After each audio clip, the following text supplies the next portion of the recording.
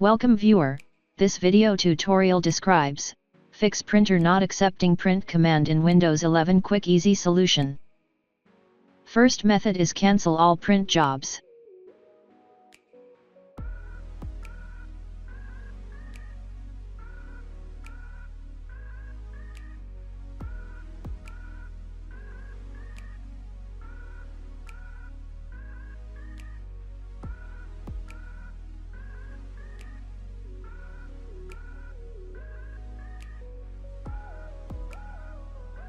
Second method is restart print spooler service.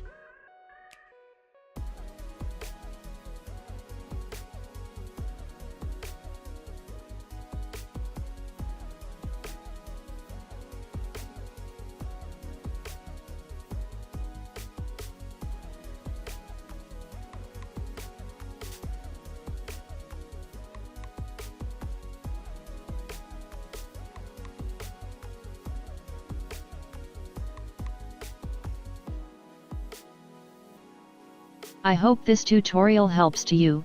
Please like, share and don't forget to subscribe our channel. Thank you very much. See you next video.